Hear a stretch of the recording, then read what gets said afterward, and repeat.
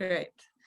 So I'm going to start with introducing our moderator, Dr. Sean Rawle. Sean received his BS in occupational therapy from the Ohio State University, and then continued and earned his MS in allied health professions with a minor in research methods and human resources development.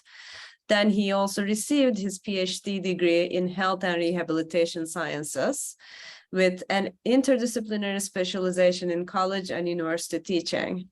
His clinical experience is in work programs, focusing on assessment, prevention, and rehabilitation of work-related injuries. He is also a registered and licensed occupational therapist and a registered musculoskeletal sonographer. He was named a fellow of the American Occupational Therapy Association in 2015. And a fellow of the American Institute of Ultrasound in Medicine in 2019. Sean has an interdisciplinary research career, and the part that I have been working with him, and I think this group would be very interested in, is he investigates, measures, and intervenes to optimize interactions around environments. Built environment is, of course, part of this, but also organizational and social environments and occupational performance to support health and well-being of workers. So with that introduction, he has other focus areas. He's had many other accomplishments, but I want to leave it there to start our panel conversation. Fantastic. Thank you, Burchan. And I'm glad to be a part of this group and part of some of the projects that have been going on over the past few years. I'm not going to spend a lot of time focused on my work because I do want to give the other panelists really more time to focus on their work and how it might support and integrate. And we do have 3 additional panelists today that I'll introduce as we go forward here. I do want to start real briefly, though, for the group here and just give some background context on occupational therapy and occupational science. Because I think that this is maybe not well known to everybody in the room, and I want to make sure that there's just at least some grounding and understanding kind of where we come from as a profession and discipline. So I'm going to share my screen here. Hopefully, I'll just share the whole screen. That'll be easiest. And hopefully you all can see the slide presentation here then. Again, just to give you a few kind of overview slides, overview information as far as how we think of humans and kind of how this might relate into the built environment and kind of what we're thinking about today.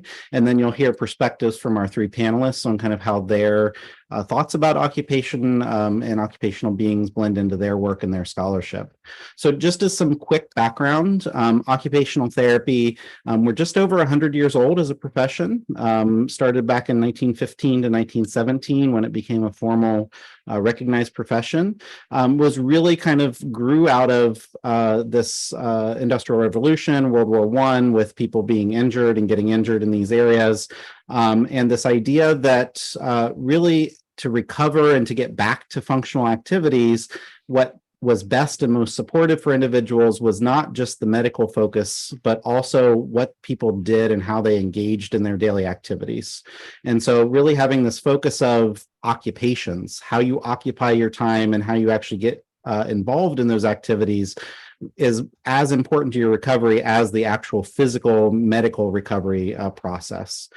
So this is where OT kind of got its roots. It's as much physical as it is mental, psychological, psychosocial, and really kind of acknowledging that it's important to understand how we're actually spending all of our time and how we're engaging in those activities and being kind of independent. So today, occupational therapists pretty much work in any context you can think of. Primarily you're going to see occupational therapists in hospitals and clinics, in school settings, working with children with autism or other developmental delays, long-term care with geriatric patients, but also in workplaces and looking at prevention of injury and support for social activities, community settings, a variety of other settings. So really it's anything to help individuals be functional and independent, whatever that may mean for them, and how they can participate in their daily activities. Occupational science is a discipline, is a scientific discipline. It was established here at the University of Southern California, where I am, in 1989. So we're just a little over 30 years old with the scientific discipline. And really, it was kind of twofold. One was, of course, to support our profession, to provide some science and underpinning for the profession of OT, and to build out scholars that could then advance the profession, but also really to fill this need to understand humans as occupational beings. What is the science behind, and the way we frame it here, the science of everyday living, what we do and how we engage in our everyday activities. And that's both the typical, the normal, and the kind of unusual, or things that kind of come up, and the things that we may not do every single day, but kind of fill our lives and how we engage in that activity. So really focusing on how we can build productive, social, and active everyday lives. So the study of human occupation, just some thoughts about this, and how it differentiates. It borrows from a lot of other fields and professions, but really is focused on all the complexities that are involved in our individualized kind of lives, daily lives. And that's dependent on the personal cultural history of individuals, not just their physical capabilities. And is looking at how we are able to participate and engage in our daily activities, including our behaviors, and including all of our subsystems, biological, and all the different things that are going on in the context. We really contribute in different ways then to fields, and looking at the range of phenomena around how we spend our time. What is the meaning behind it? What is the time and space components of how we're engaging in occupations and activities throughout the day? How that relates, of course, then to health and well-being, which is, kind of the focus of this group, and how all that blends together. Really focusing on that engagement, participation, and how we're active in that process. How we engage both directly, and how that changes the environment, and how the environment includes the physical, the social, all those different contributors, and really then attempting to explain what is the meaning behind what we do. What is that focus and that understanding, and how can we advance that? So I just wanted to provide that kind of background and framing so that it helps a little bit, as we go forward with some of the panelists today in our conversation, that maybe then will help you think, even more, a little bit more about how occupational science and occupational therapy may inform the work that you're doing, or inform, this concept of health and well-being in the built environment. So with that, what I'm going to do is I'll introduce each of our panelists, and they're each going to spend about 5 minutes or so just giving a brief overview of their work and kind of their thoughts on how their work contributes to this area. And then we'll have hopefully about a half an hour or to 40 minutes then of open conversation and discussion, and we'll welcome your questions. So I'm going to do briefer introductions for everyone and allow them to introduce themselves, but I am going to start with Dr. Malcolm Cutchin first. Dr. Cutchin is the Director of Academic Research and Partnerships and Professor of Biomedical Sciences at Pacific Northwest University of Health Sciences. Dr. Cutchin has formative training in psychology, received his master's and PhD in geography, and has been engaged in occupational science and occupational therapy research and education for over 20 years. His primary scholarship is focused on social and environmental determinants of health, particularly related to aging. So I will turn it over to you, Malcolm, to share a little more about your work and your background, and present to the group. Great. Thank you, Sean. I appreciate that. Good day, everyone. It's nice to be here with you, and thanks for the invitation to participate in this session.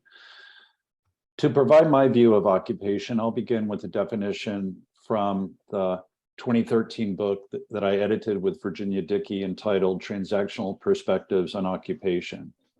Quote, although defined in numerous ways in the literature, occupations are, most simply put, activities we participate in that engage or occupy our attention, interests, and or expectations. Occupations encompass a wide range of activities, from reading a story to playing a game with others to flying an airplane. Said another way, occupations are forms of activity that create and recreate a multitude of our relationships with the worlds we experience, end quote. My perspective on the relationship between occupation and the built environment is influenced by my home discipline of human geography and my equally long and deep dive into the philosophy of American pragmatism, especially that of John Dewey. As I've already indicated, this means I take a transactional perspective on occupation and environments that suggests their relationship is active, ongoing, and an evolving affair, typically framed in situations, we might say places, with the chief operation of occupation itself being to functionally coordinate person and environment. My work on this topic falls into three areas. First, and with regard to occupation in particular, I am a theorist with regard to well-being in built environments. I've argued for concepts such as place integration to focus on the situational, emergent, and process-based relationship between people and environments, and how better coordination of the situational whole to modify relations can lead to better integration and thus to better well-being. I've also argued that occupation is a primary means of fostering and structuring processes of inquiry, and that occupation allows people to practice and hone habits and skills related to later or future inquiries, and that occupation is therefore a good way of having aesthetic experiences and allowing people therefore to live more meaningfully in the future. Second, my gerontological work has focused on the active relationships of aging people in different types of places, such as day centers, assisted living residences, continuing care retirement communities, and residential neighborhoods. The upshot of that work over the last 20 years is an understanding of dynamics that compose the relational experience with those environments. In particular, instabilities, transitions, and negotiations are some important categories of the dynamics that are useful to attend to in this area. Most of the work I've done here is qualitative research. Third, my social epidemiological work has been in partnership with various groups of researchers and has focused on neighborhood environments as stressors that ultimately pose health risks for older adults, ethnic minorities, and even police patrol officers. I've worked with existing subjective or self-report measures and have developed objective measures, for example, the Neighborhood Adversity Index that is currently being used in several funded studies. I've also begun to employ measures of racial residential segregation at the neighborhood level as an additional component of these quantitative studies. And with that introduction, I'll cede my time to the other panel members. Thank you. Great. Thank you, Malcolm, for that overview. I think there'll be some interesting questions and conversations about some of the concepts that you presented there. So next we'll shift over to Dr. Melissa Park. Dr. Park is an associate professor in the School of Physical and Occupational Therapy at McGill University. She has a background in history of art and completed her graduate coursework in both occupational therapy and occupational science at the master's and then PhD level. And she's been trained in applications related to medical anthropology. Her scholarships focused on transformative and relational processes at dyadic, systemic, and sociocultural levels from first-person or experience near perspectives using narrative phenomenological and aesthetic conceptual frameworks. So I'll allow you, Melissa, to share a little more about your work and perspectives relative to health in the built environment. Oh, let me unmute yourself. Sorry, I always forget. Thank you very much for that introduction, Sean, and nice to see you again, Malcolm, who has actually also influenced my work. If it's okay, Sean, I put together some slides to kind of keep me on track. And my approach was a little bit different than yours, Dr. Kutching. I kind of was imagining having this amazing opportunity to speak to all of you, and thank you again for this invitation. And because I think that our potential partnerships are very important at this moment. So I just will situate you with some slides.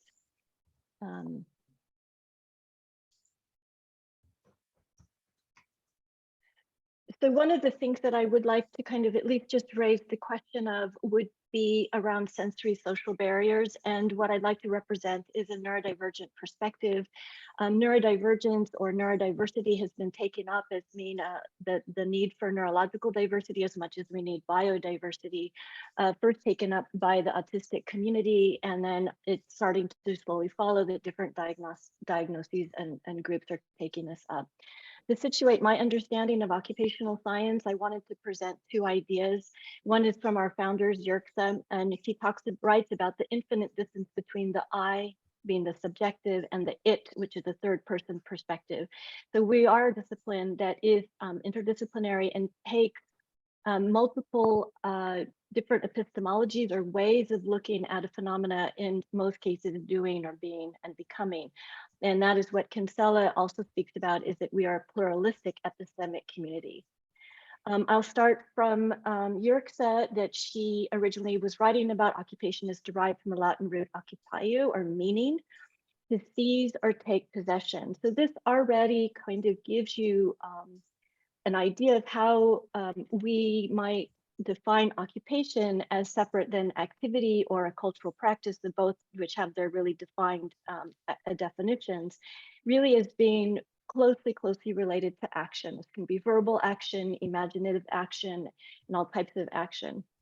I think one part of what moves that action, what's important to occupational science, has always been around this idea of pleasure, which often goes missing, I believe, in our discipline, that focus on what moves us to do particular things over other things. I thought you might have this, you might present a transactional perspective, Malcolm, so I just wanted to situate how my perspective using Dewey might be a slightly different focus, is that I'm really focused on this, us as human beings, as fully alive creatures, and this idea of pleasure. The framework that I use, or the epistemology, would be what we would call a dramatistic screen. This is building on Kenneth Burke's work.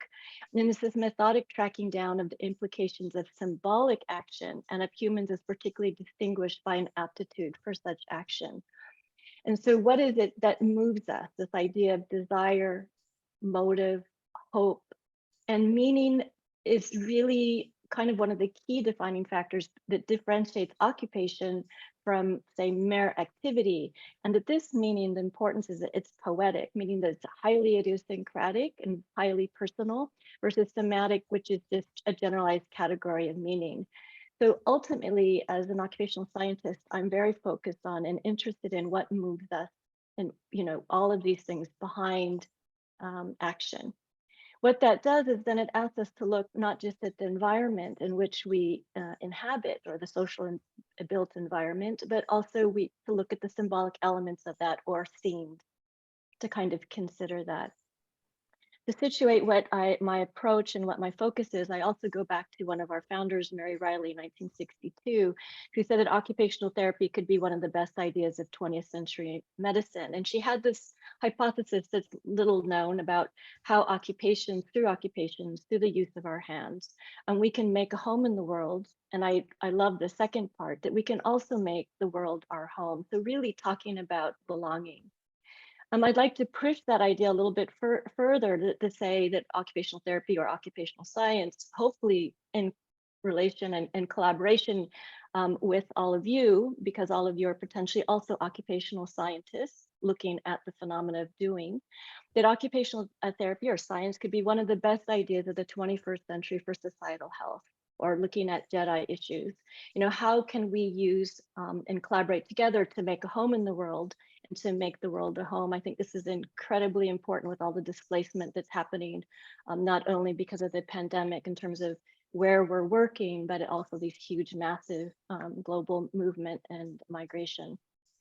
So one of the things that I hope to have some time to talk about a little bit later would be what are some of the things that gets in the way in terms of the social built environment. What I will be conveying isn't necessarily my work, but more the work that I've done with co-researchers, since I do mostly participatory approaches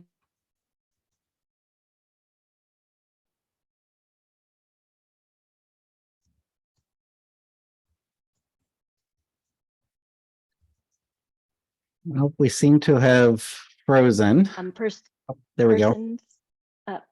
Persons, persons with lived experience of mental illness. And then the one that hopefully will be integrated throughout what I'm sharing today is children with autism, their families, autistic youth, and adults.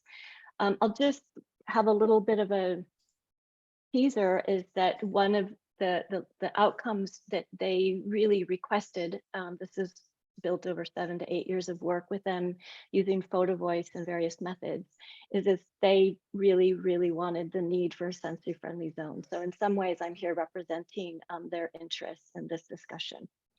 Sean, I don't know if that's about 5 minutes, and if I should just allow Roger now to introduce himself. Yeah, I think that's great. It's a nice overview. Thank you for that. I think it extends kind of a little bit what Malcolm, started talking about, and provides some context of, how you're looking into some very specific populations. And I think the justice, equity, diversity, inclusion angle of this, and thinking about how we're building spaces that are useful for pleasure, useful for participation, and those sorts of things are just as important. And so I think we can have some more conversations about that. And I think it's a nice switch over to Roger as well, and some of the work that Roger does. So let me introduce Roger, Dr. Smith.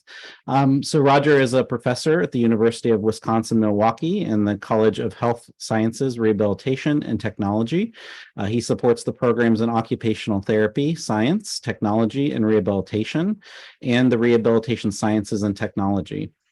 He has a bachelor's degree in psychology, a master's degree in occupational therapy, and a PhD in industrial engineering.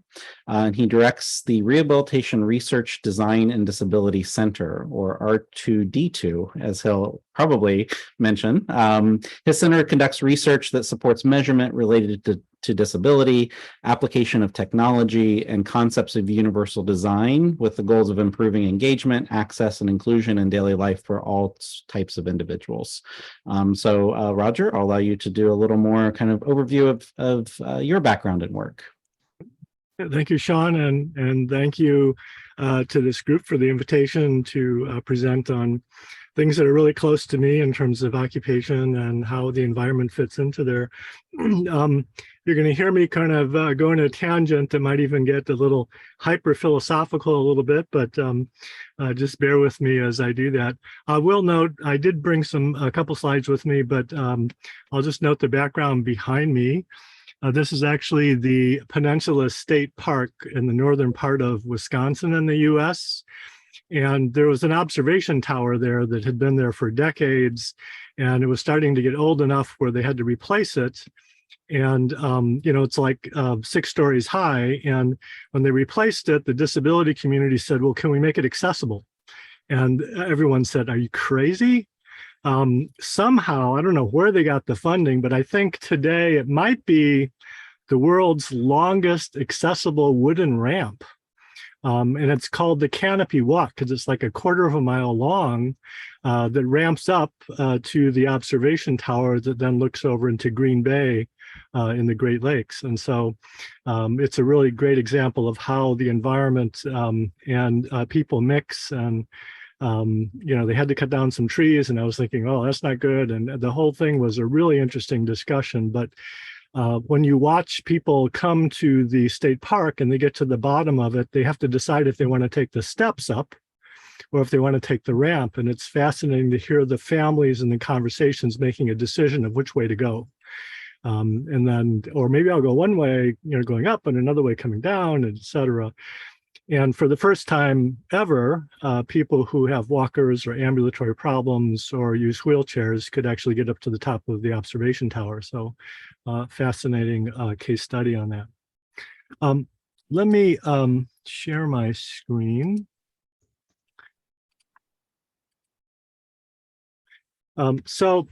I do represent the R2D2 Center, Rehabilitation, Research, Design, and Disability. We're about technology and disability, assistive technology and accessible design. However, my background is actually in measurement theory. So it's just that the technology and the universal design and accessibility tends to be my content domain, but really my methodology is where a lot of my focus is. And I think you'll see that as I talk a little bit more about where I'm coming from. Sean did highlight that my background is fairly interdisciplinary to start with, and so I do see things from an engineering lens, as well as a health sciences lens, as well as a social sciences lens, that sometimes allows me to get really over my head in just about any conversation. So here's where I want to step back a little bit and get a little bit philosophical and even metaphysics level of philosophy in terms of human occupation. And a number of years ago, I was able to present to the American Occupational Therapy Association for their 100th anniversary for the Eleanor Clark Sligo lecture. And in that lecture, typically the lecturers have an opportunity to sort of be a little bit more philosophical and theoretical. And I decided that I would unleash a sort of a new, fairly underlying concept on a metaphysical level in terms of how humans fit into reality. And I'm not going to get into much detail of it, but here, a real brief diagram, basically, the reality is in the split into the physical domain and the emotive domain in its ultimate simplicity, and the human being is sort of stuck in there to be able to navigate between that physical dimension and that emotive dimension. And it's a balancing act, because if someone has a spinal cord injury, they automatically get put in really heavy in sort of the physical dimension. On the other hand, if somebody has sort of a mental health issue, they may find the emotive dimension really looms high in terms of how they're interacting with occupation, or interacting with people, or interacting with their environment. So it's that sort of balancing piece. And you may skew one way or slide one way and slide the other way. And part of what occupational therapy then is to try to help that balance process. And so then sort of building on that a little bit, then you have occupations of, what a person does with their time, and how the technology involves in that. And that helps move the fulcrum underneath that physical or emotive dimensions, balancing, sort of shifting left or right to help that person balance within that reality. And then underneath that becomes the environment, because the occupation and the person is within the within the physical and social and emotive environment that's there. And that environment, depending on how it's designed, can shift to one side versus another. So now you have several volatile elements that can go one direction or another, and the art and science of occupation then becomes to help negotiate in between all those things to help that balance happen. So given that sort of big picture, and I'm sure this group has probably heard that the occupational therapy, occupational science often talk about the PEO model. Sort of this three-piece of person, environment, and occupation. And it's all about how they fit together to be able to make everything, healthy and, with well-being at the end of it. And so that becomes a driving factor on almost all of our projects, and all of our proposals that we've written recently really leverage this concept and say that what we're doing is really helping to look at how all those three interact. So just very briefly, some of our current domains is project domains is we have a project on developing a home assessment. It's a very comprehensive home assessment to look at the home environment and see how the person and the family and the network interacts in the environment, and how the home environment might need to be adjusted or adapted, or the occupations be adjusted or adapted to where the person is and where the person's evolving, where they're aging in place, or where they've come home with a disability, et cetera. A second major area of projects we have is around building assessment and the accessibility of buildings. We call it access ratings for buildings, and we have a number of apps that are either out or coming out very soon around helping practitioners, helping building owners to be able to help do assessments to look at how their buildings interact with people with disabilities of all types and all levels. A third project that's relatively new is we're collaborating with Miami University and University of Maryland, Baltimore County, on a community pathway assessment and developing new technology that looks at the vibration of what wheelchairs are doing when they're rolling over their sidewalks and roads and pathways, to be able to identify what type of pathway it is and what the accessibility is, and then mapping that so people can help identify what are the best pathways for them. And then lastly, I'll just mention this is we have this whole area that we've been doing for more than a decade, looking at medical equipment accessibility. So the product within healthcare that and how the patient and the human side of it, but also the practitioner side of it interacts with medical equipment to optimize that human technology environmental interaction. So in brief, that's those are some of the things that that we've been working on. Great. So thank you. So I thank you all for kind of giving the background and some of the philosophy. I have a list of questions for this, but I want to make sure that we leave time for those that are, you know, in the room as well to ask your questions and that sort of thing. So please, if anyone in the meeting in the group has a question, I think you can use the raise hand feature maybe in the reactions tab, and just go ahead and raise your hand and I'll watch for that, or make a note in the chat if that's easier to let me know that you have a question. And I want to open it up to that. While we're waiting for somebody to be brave and raise their hand or say, I think I'll just open with a general question, and any one of the panelists or all can kind of briefly respond. You know, based on you know, our perspectives coming from OSOT, what are the major challenges or opportunities that you see right now, and kind of the current state of bringing OT into this field and helping to support well-being in the built environment?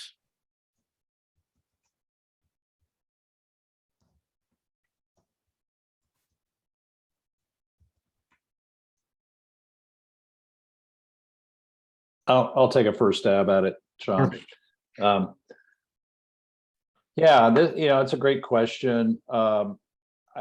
As you can see, we all presented slightly different views of this very complex thing we call occupation, and I would say that the environment is equally complex. And I think, you know, Melissa pointed out really that we have to think about social and cultural dimensions as well as the physical dimensions. But I think, you know, the first thing is to engage in conversations like this across disciplines. I think this is a wonderful idea. I think we need to expand environmental scientists, or those who study the environment, their understanding of occupation and the ideas that have been presented by all of us.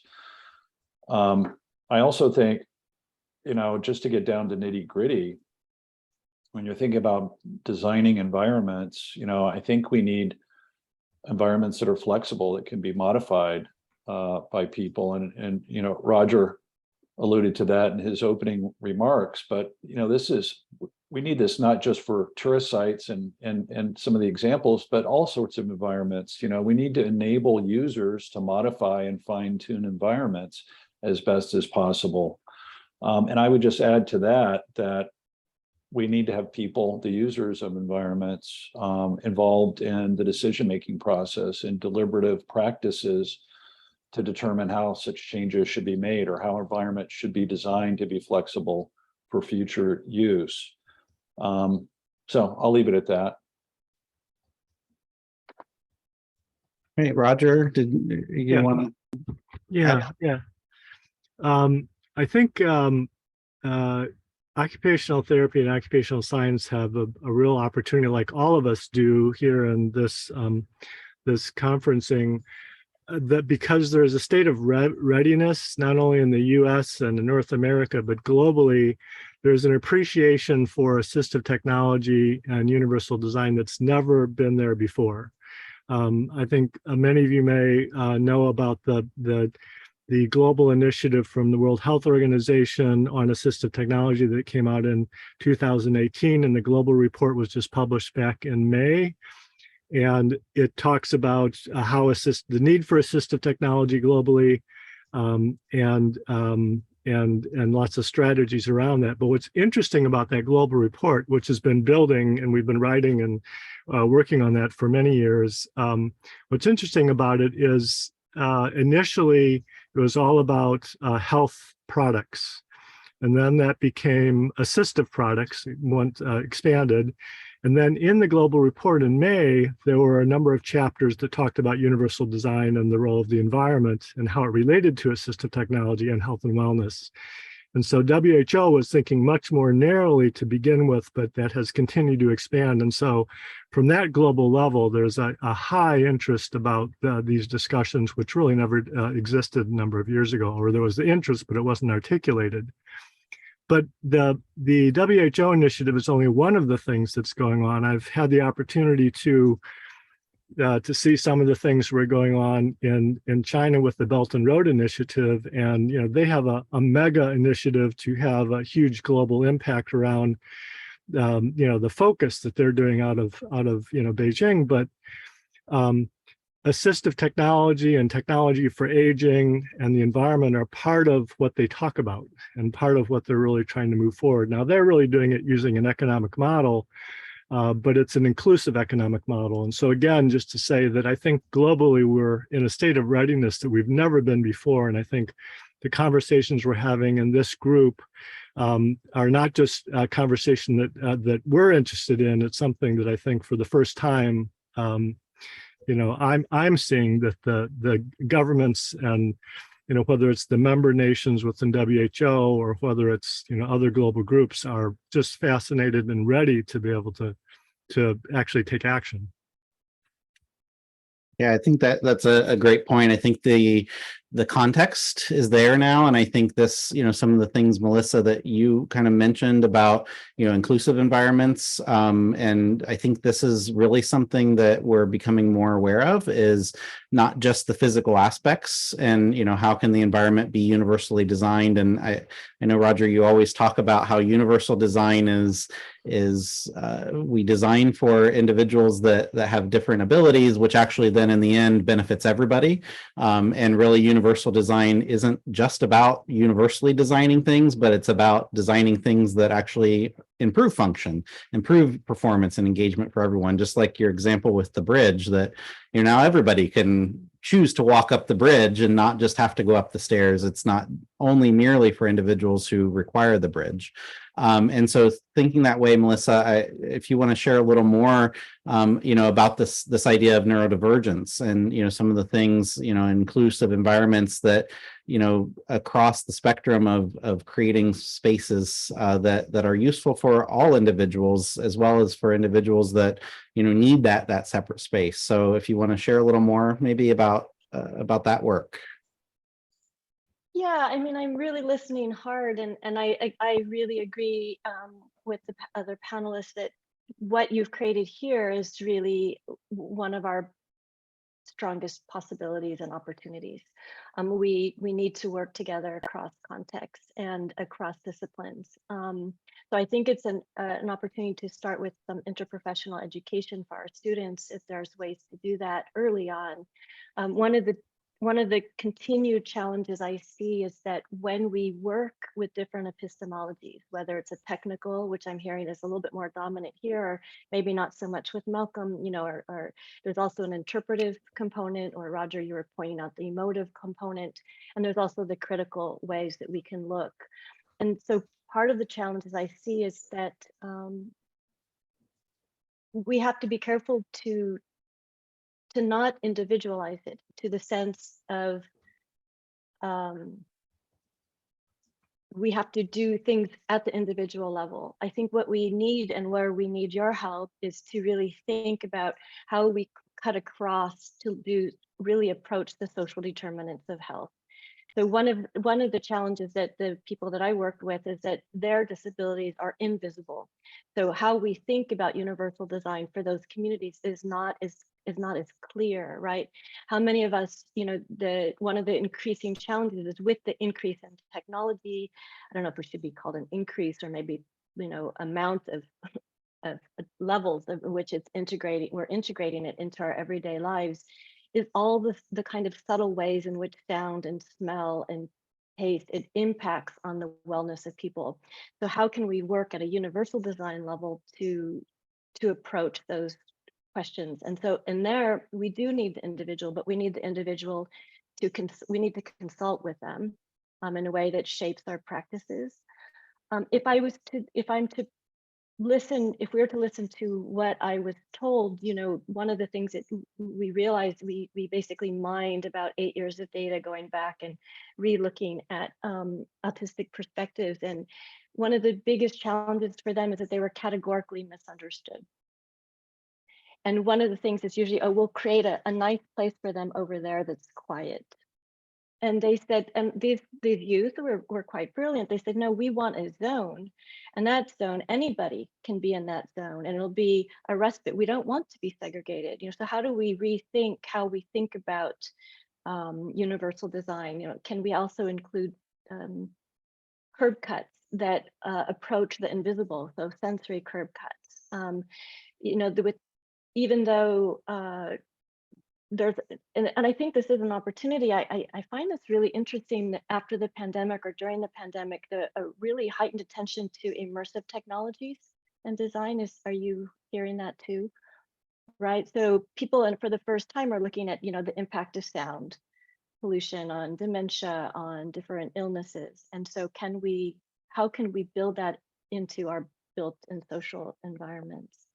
I hope that was clear. No, yeah, that's really great. And I think it blends in. There was a question in the chat about kind of what the new kind of things are happening post-pandemic and, you know, kind of where things are going. And I think I'd broaden the question, you know, out of just occupational therapy, but more generally things we're seeing. And, you know, of course, my work, I can very easily talk about the workplace and how the workplace has changed to hybrid work and working from home and being suddenly forced into environments that aren't necessarily meant for what we're doing, the occupations we're doing. So that's a really unique, you know, thing that we've suddenly been forced into our houses that are, most of us, a lot of us don't have workspaces set up at home. There's huge, you know, socio-demographic considerations to this. Individuals who don't have an extra room in their house to do this, individuals that live with 10 other people in the home, and not just having, you know, the house suddenly everybody's there because schools are shut down and I have to deal with childcare and work and all of the things going on. But beyond that, I don't even have a place that I can sit down and work that's quiet. And now, from my perspective, from a health perspective, you're dealing with sitting in chairs and sitting at desks that aren't appropriate and the ergonomics behind that. And so thinking about kind of the impacts of that, this new remote work, you know, these are you know, huge things that we have to consider. And it cuts across and it kind of it expresses the importance of understanding how people need to engage in the spaces and what the spaces are actually built for and how those support them. I would like to hear maybe, Malcolm, a little more of your perspective, maybe in explaining the transactionalism to the group a little more, and how I'd love to hear a little more in this transactional view of not just, you know, the environment is static, we're static, you know, we're engaging, but there's this give and take, this kind of push and pull. How has the pandemic, or how are we, you know, how is this transactional approach, where does this situate now, you know, in this new world that we're now living in? Oh, that is an incredibly difficult question, Sean. Yeah, well, I think the transactional perspective is very useful because it really is precluded on the idea that the world changes. I mean, you know, Dewey wrote all the time that we live in a world that is unstable. It seems stable most of the time, but it really is changing, dynamic, and so on. So we need to be able to figure out ways to adapt and do that in intelligent ways and in collective ways to figure out how to move forward and how to make the situation as stable and as positive as possible for people. And so, yeah, I think I've been amazed by how well people have, at least on the surface, adapted to the pandemic and to different environments. But I think you're absolutely right. There's a lot behind the scene that we don't see and we don't understand that makes working at home, for example, you know, being the best example, challenging for a lot of people. And I don't think we've we've done enough thinking about that. And, I don't know if the move back to the office at this point in time is very smart either. The pandemic is still going on. We're still in the US, 400 people a day are dying.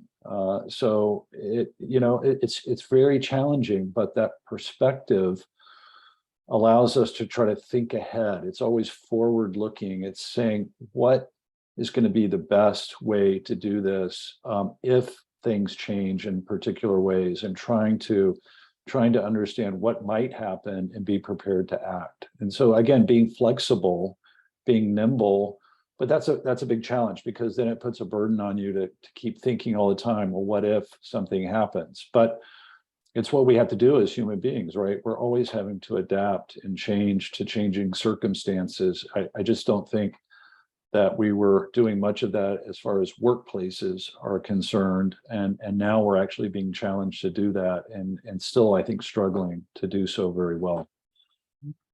Yeah, that's great. And I think what it comes back to for me for all of this is, designing and thinking about bringing in perspectives of the individuals and what they're going to be using the space for, how they're going to engage, what does it mean for them. Roger, you do a lot of work in this realm of, kind of crowdsourcing, as it would be, or kind of looking at the stakeholders that are actually engaged in this. Do you have suggestions for this group of, when and how to engage stakeholders in this process, and how important it is, to kind of pull in the right people in the design phase? Or is it, earlier the better? Of course, I'm sure, but kind of what are your thoughts around that? Yeah, well, the disability community is really clear around design, and they say nothing without us, and they believe that disability perspectives need to be embedded in all phases of design. Whether it's the ideation side of it early on to the practical, mapping of it to the implementation side all the way through. And so the question is, how do you do that? And, we had to come up with, well, how many people with how many different types of disabilities do we want to integrate into our design thinking and our design work? And after a fair amount of research, we came up with 14. We actually want 14 different type of disability perspectives built into everything we do. That is overwhelming for a lot of people that don't have access to a variety of people with disabilities.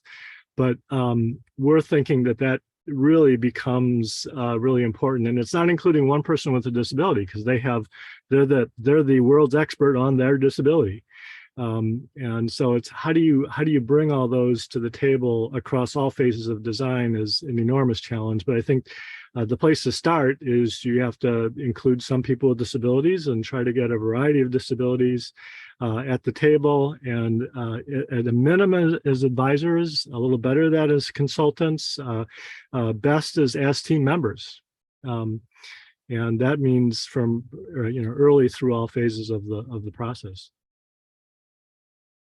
Great. And I just want to put out another call for questions. I think, we have another 15 or 20 minutes maybe here of conversation from the broader group. As we move forward, Zong, do you have question or comment? No? Okay. I want to shift just slightly to technologies. Oh, sorry, here, Bertrand has a question. Do you want me to read, or do you want to ask yourself? Please do. Well, I can ask. I mean, it's so fascinating. Everything you're talking about. I know that many people here have also been discussing, and they're very relevant to the built environment designers, architects, engineers. But I don't know if you can answer this question, but I was thinking, like, how do we bring these two disciplines or two types of disciplines together? How do we work more closely? Because we don't tend to, right? I think Sean and I are maybe an accidental example. We got together through a project, but any ideas that you can share in terms of collaborative opportunities? And I would expand that out as well. I'm not going to answer. I'm going to let the panelists answer, but I would expand, Burchan, beyond the research component to the actual applied and practical components. I think that's even where there's more of a need, because I think in the academic setting, we have these opportunities that arise, but how do we build these connections broader in the applied setting? So in the real world, where we have designers and architects and engineers, where we have occupational therapists and other folks in the community, how do we build these connections or promote them?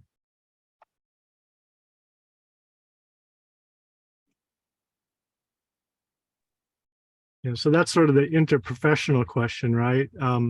Let me toss something in just around the disability side before we kind of go the interprofessional, and that is we've done something that we've been wanting to do for many, many years, and finally we got around to it. And we heard that University of Buffalo had done it. It happened, I think it was Georgia Tech. There were a few different pockets of places in the US that we were aware of, and that was to create a registry of people with disabilities for design and research purposes. So if you need to have a bunch of people with disabilities, where do you go find them? How do you get them? Well, you can go hunt at independent living centers or aging centers.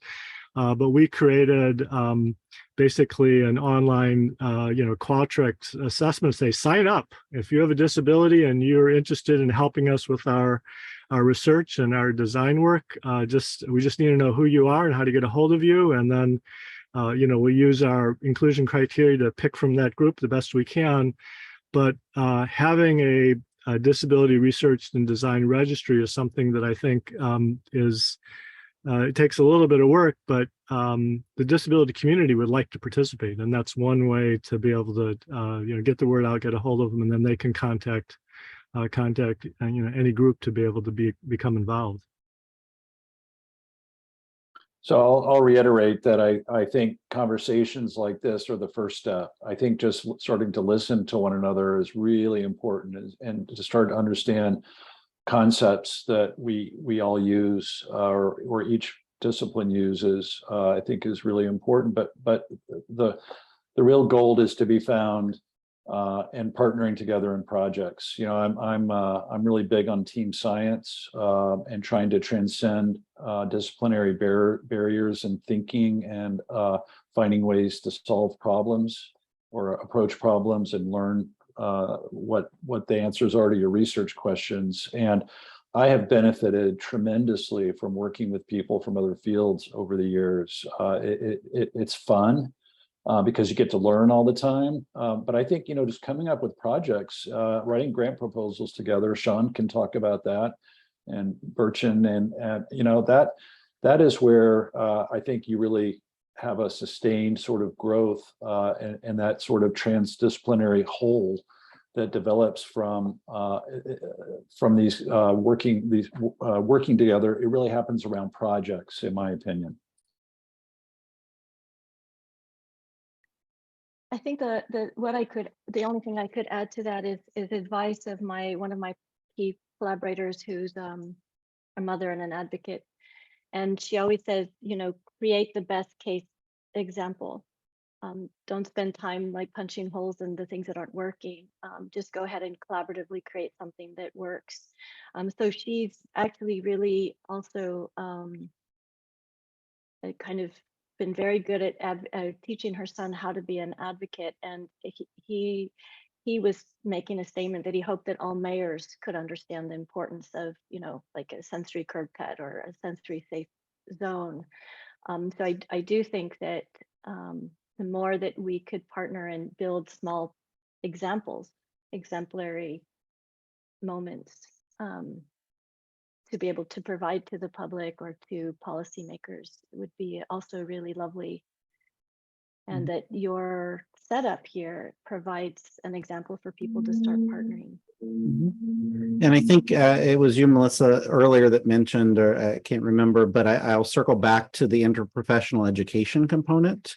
I think that there may be opportunities in the academic institutions or outside of that to create ways that bring together these professions through minor programs or programs that are engaging actively all the different professions and disciplines in coursework and education. I think that helps to provide students with exposure.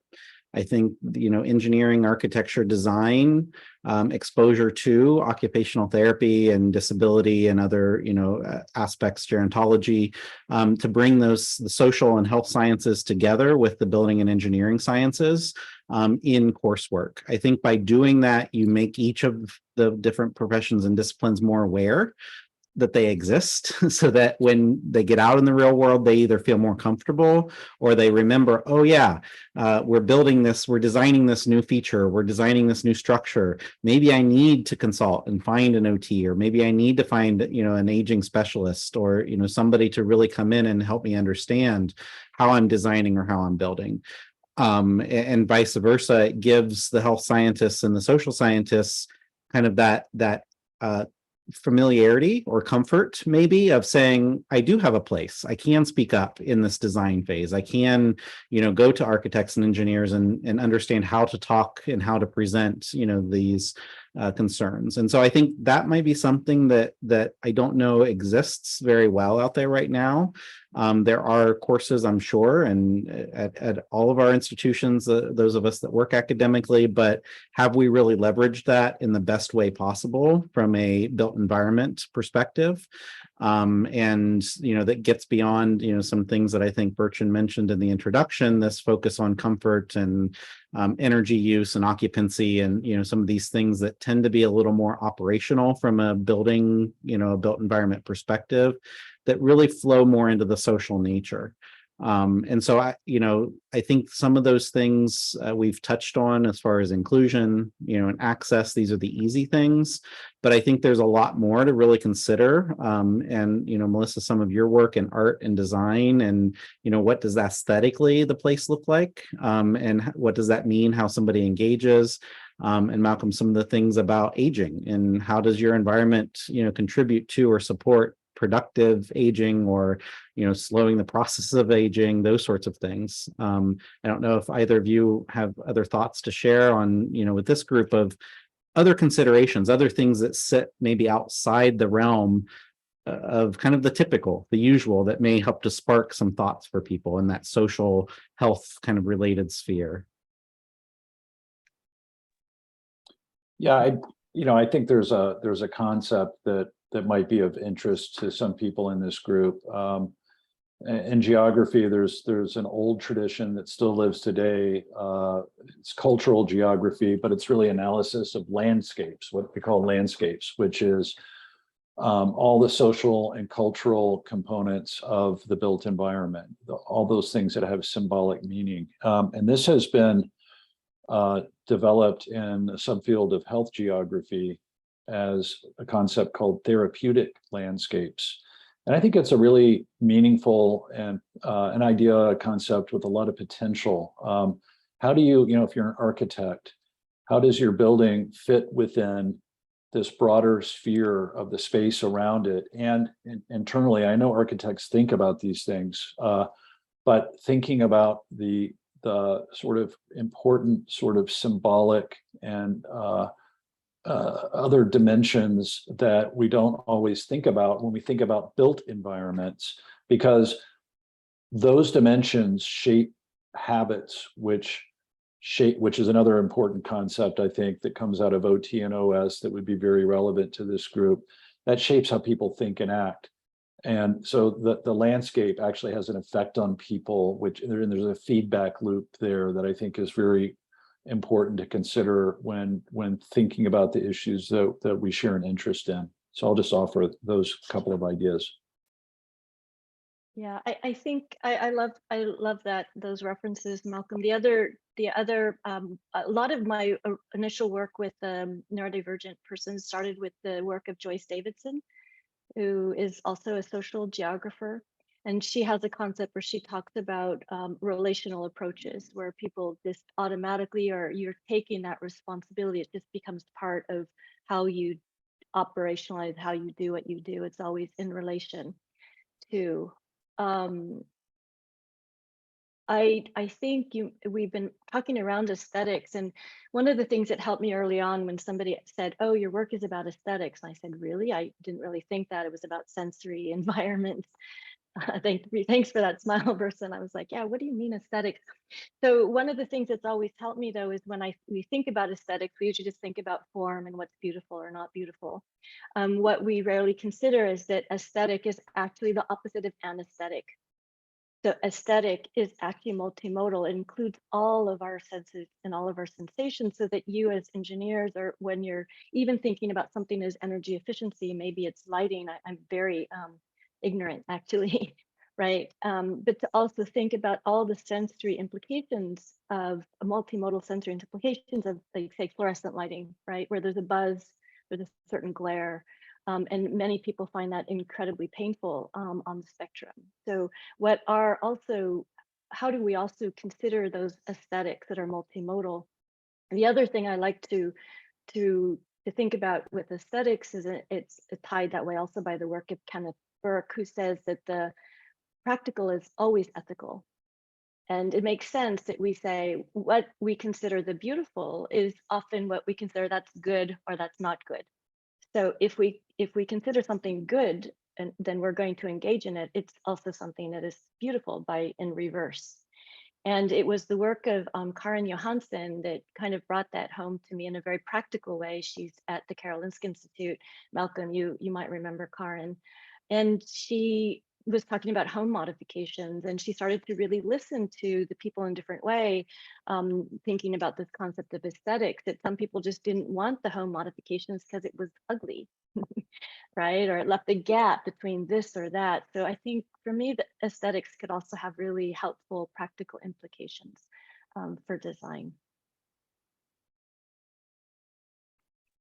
Right. Thank you for that. I think, these are things that, I've learned in working with Bertrand and being engaged in this group and some other workshops and, the human building interactions, really trying to bring in this social kind of component and understand that it's somewhat as important as the physical component and how it interacts. And, my brain, thinks about some of these things. I tend to think more about the physical space and the walls, and how when you build spaces and put up walls, it can separate rooms and it can separate people and not allow for that natural kind of flow of social connectedness and engagement. And there was a paper that I read that talked a little bit about just the design of putting a staircase, when you first walk into a building versus putting the elevators when you first walk into the building, and how does that change somebody's perception and how they actually engage in the space itself.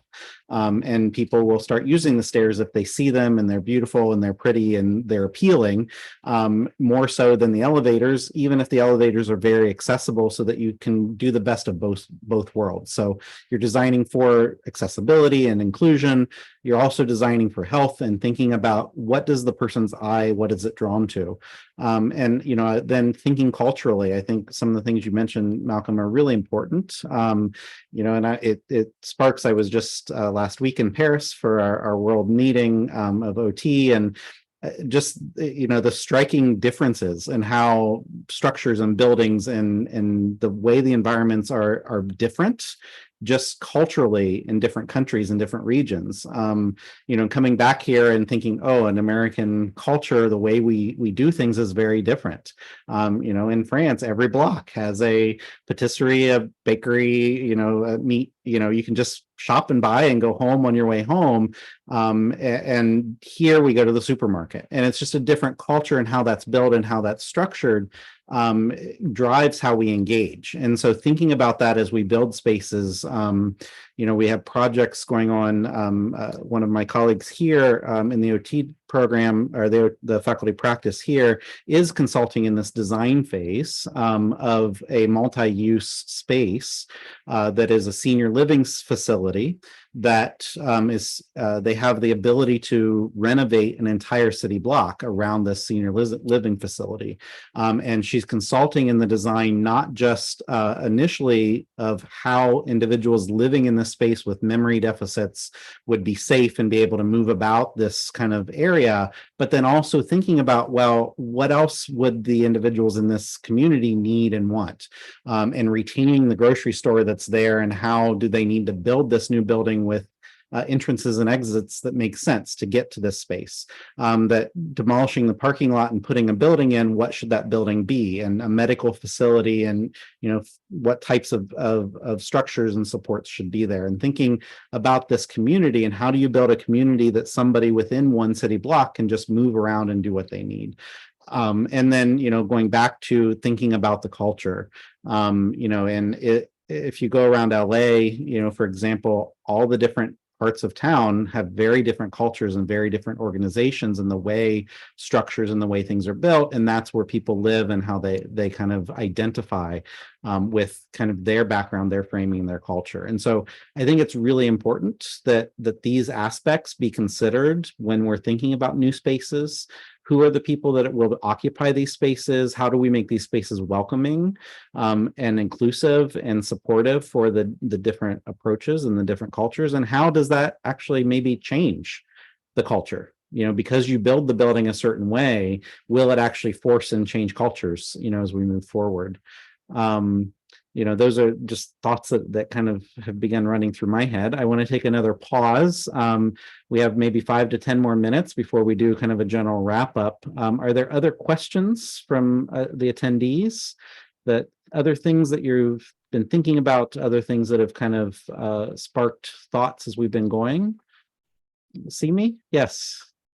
Yeah. Can you hear me? Okay. So this has been such an interesting panel so far.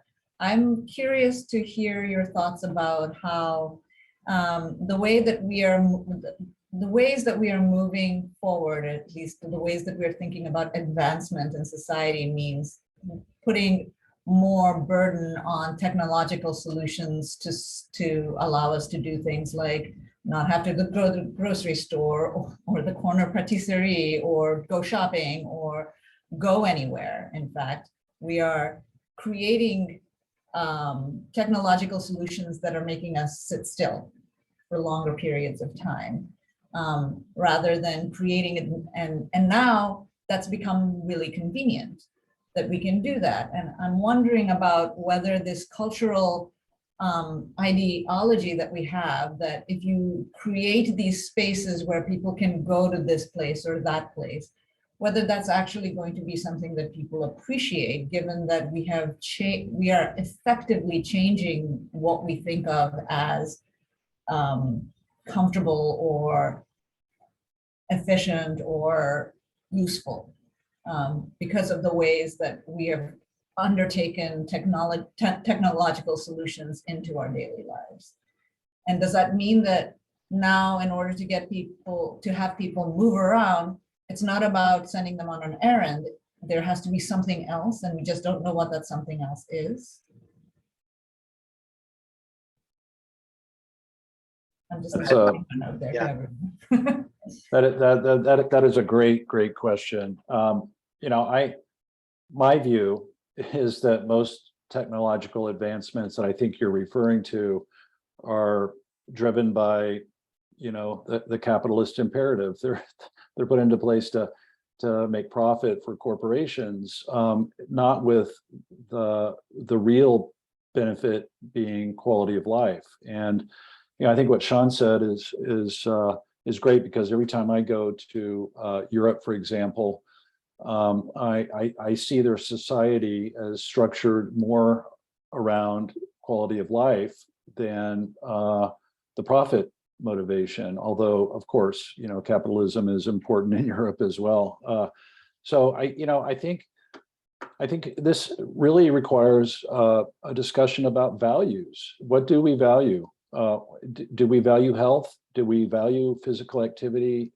Do we value time with neighbors? and not being walled off from one another in our homes, on our devices all the time. And this is where, you know, we really need democracy to happen and allow us to discuss these things, and not, you know, in the US, my perspective is everything is designed too often from a top-down approach, and people aren't asked. And Sean was talking about that user participation in these sort of discussions. You know, I think if we got a lot of folks together from your neighborhood or my neighborhood, people would have the same concerns, and they would say, I don't like this plan to do X, Y, and Z. So anyway, but it's a tough nut to crack, and no easy solutions to that. But I think your points are very important. Yeah, I would add, you know, to this. I think the technologies create opportunities, and I think, you know, this is something that from a building perspective or a built perspective, maybe it's about tracking changes and how people are using the spaces, and then being able to modify and adjust and accommodate the spaces for new uses. I think from an occupational therapy perspective, this is where we should be shining, and I think it's probably an opportunity for our profession and discipline that we aren't really jumping on as much as we might be able to. Of the world is changing, and what does that mean? How people are occupying that time? Where can we help to support people in, you know, reorganizing their time now that they're doing their shopping, and now that they're doing all of these things through technologies? Are they now just sitting at home watching TV and not being functional? And, you know, what are they filling their time with now? Because people have to occupy their time. We literally are always doing something, and that's really the core of, you know, as I mentioned in the introduction, what we do as occupational therapists is help people to do that. So I think that we need, you know, there's an opportunity for us to really help to identify what is the shift, what is the change, and how, you know, humans in certain neighborhoods, in certain communities, are now shifting and changing the way they operate, and relying maybe on the technologies and the sensing and the things that are going into buildings and into built environments to help inform that. And I think it's a great opportunity for collaboration. I sit and I hear all of the exciting things about sensing and room occupancy and building occupancy and movement and mobility, and the interpretation of that is never really there. From the building and design perspective, it comes into, oh, well, that's great. We can turn off the lights. We can raise or lower the temperature, and, you know, sustainability. But what are the implications from the actual social perspective? What's going on? Why are people leaving or coming or going?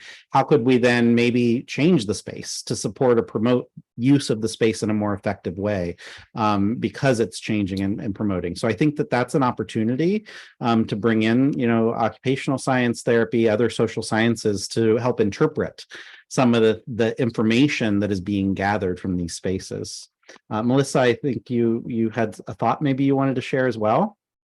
Yeah, well, I just said I would try and represent, you know, the stakeholders that I was working with, and I can just hear them telling me, you know, whether or not we have more or less technology or stay more in a certain location. And I think we're very privileged in North America to be able to say that. I don't think it's global necessarily, that kind of experience.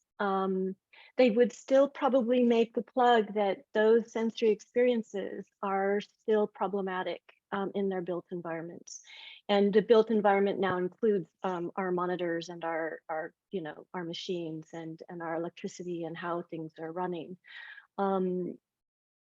The other thing that it reminds me of historically, if we think of what you had mentioned before, Malcolm, with the transactional perspective, is bringing up my art history background.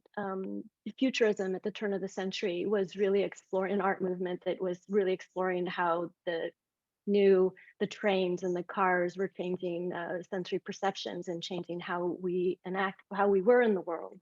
And so if we're considering how now these kind of changes in our technology are changing how we are in the world, I would want to go to our experts, people that have really heightened sensitivities or acuities, to kind of really collectively maybe really work with them about, you know, what's happening and what's changing our environment. The lights are still the lights. They still have sound. They still have a vibratory quality. You know, what can we learn from those collaborations? Great. Are there other comments or questions from the attendees? Burning questions, thoughts?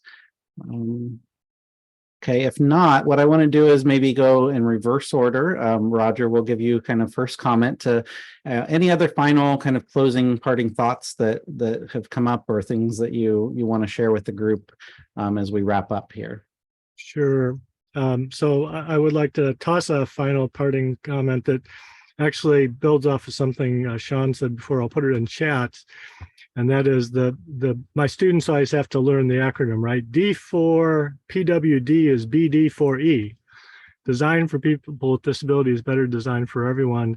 What I'd like to do is, my guess is almost all of us in this conferencing have some affiliation with a university or an academic institution. And so I want to prompt and prod and poke everyone to find the course on design and disability.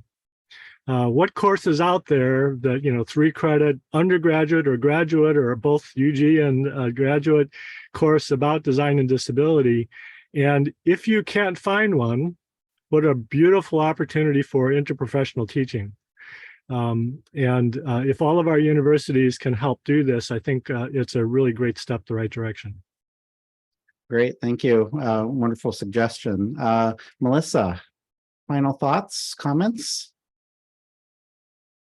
Just thank you very much for this opportunity, Sean, to talk to the panel. And if anybody does want to work with neurodiverse persons, I have a whole group of them that would really love to collaborate. So just let me know. Great, thank you, Melissa. And Malcolm, final thoughts, comments that you have? Yeah, again, thanks for inviting me. This was a really interesting conversation for me. Yeah, I think just one thing to think about, it's another concept that has really been brought to my attention by my colleagues in social gerontology, and that is the idea of social exclusion, that with any space we design, any technology we implement, any plan we develop, has the potential to exclude certain groups, people in certain groups. And I think it's always important for us to think about inclusion rather than exclusion in terms of the environment. And it's really powerful, and we don't see a lot of that happen in our day-to-day lives because we don't see the people that are there and we don't necessarily think about them. But I think it's super important, and I just wanted to leave that with the group. And again, thank you for having this meeting. Great, thank you, Malcolm. And I think I'll echo everything that everyone has said. I think that there's huge opportunities here and how we can leverage these. I've been involved, and I would invite the panelists today to if you want to be involved more in any of this, we certainly will add you to mailing lists and other opportunities here. But to find these opportunities and leverage them, I do think that there's a lot to offer the social and health sciences that can bring in that interpretive understanding of how humans are using the space and what it means to them. What is this, the social underpinnings, the inclusion factors, how does it impact both on an individual level and a group level, how we build spaces and design spaces. What does it mean? I think, Simi, your questions about technology and the way we're changing the way we're engaging in the world are constantly important. Which goes back to this idea that this is ever evolving and ever shifting.